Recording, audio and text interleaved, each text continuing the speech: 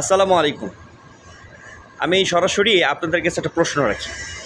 আজকে আপনার একটা অনলাইন জরিপে দেখলাম, জরিপটা করছে হলো দ্য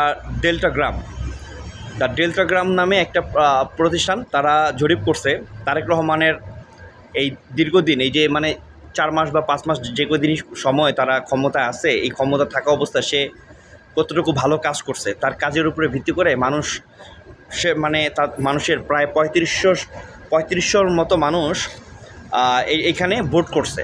হ্যাঁ, যেটা তারা প্রশ্ন করছে যে তারেক রহমানের কাজের প্রতি তারা কি সন্তুষ্ট কিনা।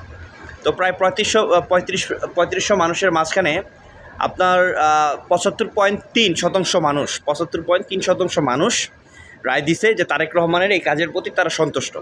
এখন আমি ব্যক্তিগতভাবে আমি আপনাদের কাছ থেকে জানতে চাচ্ছি, এটা দলমত নির্বিশেষে আপনারা একটু বলবেন বা জানাবেন, এই যে তারেক রহমান যে একটা দুর্নীতিগ্রস্ত ব্যক্তি, যার অতীত কোনোভাবেই ভালো ছিল না, যার বর্তমানে ভালো কোনো দিক আমরা দেখছি না, যার দলের কোনো ভালো ভূমিকা দেশে নাই, যে কিনা বাংলাদেশে ক্ষমতা আসার পর থেকে দেশটাকে শান্তিতে রাখার জন্য যেটা প্রয়োজন সে কোনো কিছুতেই সে সফল হতে পারেনি, বরং ব্যর্থ হয়েছে। যেমন বাংলাদেশে ধর্ষণের হার সে আসার পরে কমে নাই, বাংলাদেশে চুরি ছিনতাই কিংবা মানুষকে মেরে ফেলার কোনো কিছুই কমে নেই, কিংবা বাংলাদেশে এরকম কোনো বড় মেগা প্রজেক্টও সে হাত দেয় নাই, কিংবা কোনো প্রজেক্টে সে সফল হয়ও নাই এই 4 মাসে। তো এখন প্রশ্নটা হচ্ছে কিসের বলে বা কিসের উপরে ভিত্তি করে তাকে এই এতগুলো মানুষ, ধরেন 3,500 মানুষই ধরলাম, 3,500 মানুষ তো মোটামুটি অনেক লোক। এই 3,500 মানুষের ভিতরে 75.30 মানুষ তাকে ভোট করছে, যে সন্তুষ্ট তারা। এখন আমি যে প্রশ্নটা আপনাদের কাছে করতেছিলাম, তার এত খারাপ গুণ, কোনো ভালো গুণ নাই, তারপরে মানুষ কী পারপাসে তার কাজের প্রতি সন্তুষ্ট হইল, এটা আপনাদের কাছে আমার প্রশ্ন। এবং আপনাদের কাছে আমার আরও প্রশ্ন, আসলে কি আপনারা সন্তুষ্ট সে যেইভাবে দেশটাকে চালাচ্ছে, যেইভাবে ক্ষমতায় এখন আছে, যেইভাবে সে ক্ষমতায় আসছে, সব কিছু মিলিয়ে আপনারা সন্তুষ্ট? আপনারা যারা আছেন, ধরেন আপনারা কোনো দল করেন না, আমার এই ভিডিওগুলো কি শুধু দলীয় লোকজনই দেখে নাকি নিরপেক্ষ লোকজনেরও দেখে?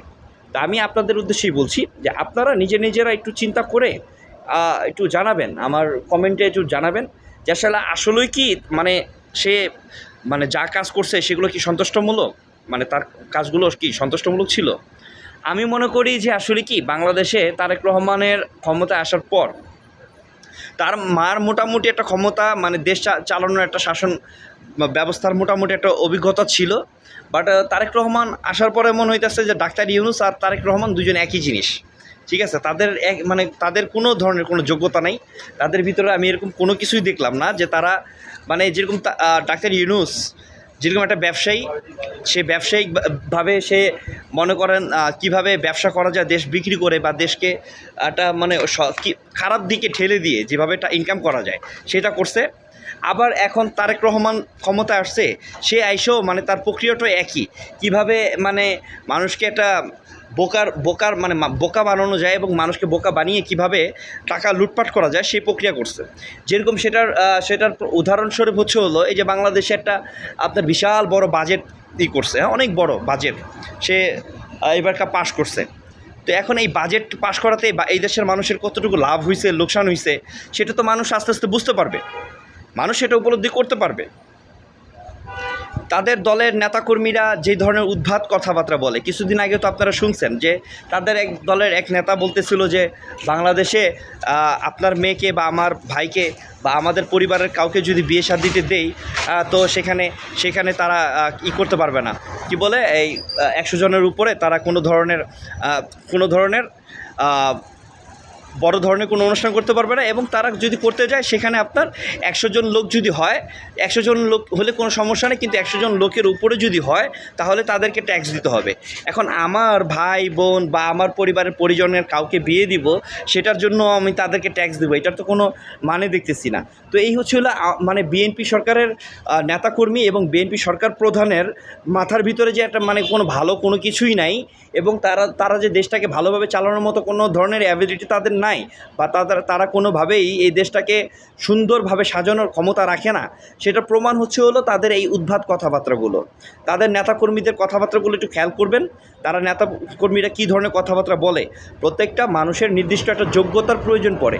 সে দেশ চালাবে কীভাবে, সে শাসন ব্যবস্থাটা কীভাবে ঠিক করবে, সে কীভাবে আইনি ব্যবস্থাটা ঠিক করবে, এইগুলো দেখেন কোনোভাবেই তারা করতে পারতেছে না। সালাউদ্দিন সাহেবের একটা স্টেটমেন্ট দেখলাম, সে বলতেছে দীর্ঘ 10-15 বছরে আপনার আইনি ব্যবস্থা যেটা ছিল তার চাইতে অনেক উন্নতি হয়েছে এই 4 মাসে। তারা নাকি ক্ষমতা আসার পরে তারা এর নাকি অনেক উন্নত করে ফেলছে, এই প্রশাসনকে অনেক উন্নত করছে এবং উন্নত করে তারা বাংলাদেশের শাসন ব্যবস্থা এখন খুব ভালো রাখছে। তাহলে বাংলাদেশে এইভাবে মানুষ কিভাবে মরছে, বাংলাদেশে কেন প্রতিনিয়ত ছিনতাই হচ্ছে, বাংলাদেশে কেন প্রতিনিয়ত মানুষ ধর্ষণ হচ্ছে? সালাউদ্দিন সাহেবদের মতো লোকজন যারা আছেন তারা আসলে মূলত ক্ষমতাটা ব্যবহার করে টাকা পয়সা কামানোর জন্যই ক্ষমতায় বসছেন। আপনারা যে মূলত দেশটাকে চালানোর জন্য বসেন নাই সেটা স্পষ্ট। তাই আমি বলবো তারেক রহমানের দলের প্রত্যেকটা নেতাকর্মীকেই উদ্দেশ্য করে বলছি, আপনারা নিঃসন্দেহেই মূর্খ। যদি আপনাদের শিক্ষাগত যোগ্যতাও থেকে থাকে তারপরও আপনারা মূর্খ, কারণ আপনাদের কার্যকলাপের উপর ডিপেন্ড করছে আপনাদের শিক্ষাগত যোগ্যতা। আর আপনাদের কার্যকলাপ হলো মূর্খতার পরিচয় দিচ্ছে আপনাদের কার্যকলাপ। এবং তারেক রহমানের প্রতি যারা সন্তুষ্টি পোষণ করছে, জানি না এই রিপোর্টটা কী বুঝা বানাইছে, আমি ওই সকল ব্যক্তিদেরকে বলবো 3500 লোকের ভিতরে যারা এটা তাকে বানাইছে, আমি আপনাদেরকে বলবো যে আপনাদের বিবেক বুদ্ধিকে ভালো করে প্রশ্ন করুন। আসলে কি আপনারা তারেক রহমানের কোন ভালো গুণ করছেন, নাকি এরকমও তো হইতে পারে রিপোর্টটা যে বিএনপির ভিতরে 3500 লোক নিছে, হ্যাঁ, ওর ভিতরেই মনে করেন ভোটাভুটি করছে, সবই বিএনপির সমর্থকদের। ফেয়ার একদম নিরপেক্ষভাবে যদি কোনো রিপোর্ট আসে, সেটা যদি তারেক রহমানের পক্ষে আসে আমি সাধুবাদ জানাবো, কিন্তু 100% আমি বাংলাদেশের একজন নাগরিক হিসাবে বলি, তারেক রহমানের পক্ষে কিংবা বিএনপি সরকারের পক্ষে ভালো কোনো ভোট পড়ার কোনো সুযোগ নাই। কারণ তারা নির্বাচনে কিভাবে আসছে সেটাও আমরা জানি এবং সংসদ কিভাবে চলছে সেটাও আমরা জানি। অর্থাৎ তাদের পক্ষে ভালো কোনো রায় দেওয়ার মতো এখনও সময় হয়ে ওঠে নাই, কারণ এই দেশে ভালো কোনো কিছু সে করতে পারে নাই। তো সবাই ভালো থাকবেন, সুস্থ থাকবেন। আর এই কথাটা মাথায় রাখবেন যে জননেত্রী শেখ হাসিনাকে আপনারা কেউই আটকে রাখতে পারবেন না। আর এটা বলার উদ্দেশ্য হলো, আজকে আরেকটা ভিডিও দেখলাম, ওই ছাত্রদলের আবিদ বলতেছিল যে আওয়ামী লীগকে ফিরিয়ে আনার কোনো সুযোগ নেই এবং ফিরে এসে এই দেশে রাজনীতি করার কোনো সুযোগ নাই। হ্যাঁ, সে স্পষ্ট ভাষায় বলতেছিল এবং সে ক্লিয়ার করে দিচ্ছে যে আওয়ামী লীগ এই দেশে আর রাজনীতি করতে পারবে না। তো সেটা সময়ের উপরে ডিপেন্ড করবে। আবিদ, তোমার এই কথার উত্তর আমরা সময় মতো দিব, কারণ তোমরা এখনও সেই পর্যন্ত হয়ে ওঠো নাই আওয়ামী লীগকে শেষ করার জন্য এবং আওয়ামী লীগের প্রতিপক্ষ হয়ে ওঠার জন্য। ঠিক আছে, আগে সেই পর্যন্ত হয়ে উঠো, তারপর তোমাদের সাথে এইসব বিষয় নিয়ে কথা হইব। এখনও তোমরা বাচ্চা কাচ্চা পোলাপাইন, তোমরা এখনও ওই ধরনের ম্যাচুরিটি আসে নাই, কারণ কাকে নিয়ে কি বলতে হয় সেটা তোমরা এখনও বুঝে উঠতে পারো নাই। তোমরা হলো ফাঁকা মাঠে ফাঁকা মাঠ পাইছো, সেখানে আওয়াজ তুলতেছো, এটাই হলো তোমাদের ওই দলের অনুসারীরা তালি দিতেছে, এটা নিয়ে তোমরা খুশি হইতেছো। এর চেয়ে তার বেশি কিছু না। সামান্য জামায়াত বা শিবির এদেরকে ট্যাকেল দেওয়ার মতো তোমাদের ক্ষমতা নেই। তোমরা আওয়ামী লীগের মতো দলের সাথে প্রতিপক্ষতা করার চিন্তাভাবনা করো, এটা তো বোকামি ছাড়া আর কিছু না। ঠিক আছে, আমি তোমাকে বলবো ভাইয়া, তুমি এখনও বাচ্চা পোলাপাইন, তোমার এখনও সেই সময় হয়ে ওঠে নাই। তোমার বাবা তারেক রহমানেরও সেই বয়স হয়ে ওঠে নাই যে আওয়ামী লীগকে ঠেকাইবো। আর তুমি তো ছাত্র দলের মাত্র একজনের সভাপতি। তুমি আগে পড়াশোনা করতে থাকো, পড়াশোনা করো, আওয়ামী লীগের হিস্ট্রিটা জানো, তারপর তুমি চিন্তা ভাবনা করো। যেখানে তুমি পারতেছো না, তোমার প্রতিপক্ষ শিবির এদেরকেই ঠেকাইতে পারতেছো না, এদেরকেই মেনটেন করতে পারো না, আওয়ামী লীগকে মেনটেন করবা কীভাবে? তাই তোমাকে বলতেছি, বালপাকনামি কথাবার্তা বাদ দিয়া সুস্থ ধারায় সুস্থ রাজনীতির চিন্তাভাবনা করো। আগামী রাজনীতিটা কীভাবে করবা সেটা চিন্তা করো। আমরা দীর্ঘ 17 বছর ক্ষমতায় ছিলাম, ভালো ছিলাম, যেইভাবে ছিলাম। তোমরা এখন থাকতে চেষ্টা করো, হ্যাঁ, ভালো থাকবা, সুস্থ থাকবা। আল্লাহ হাফেজ।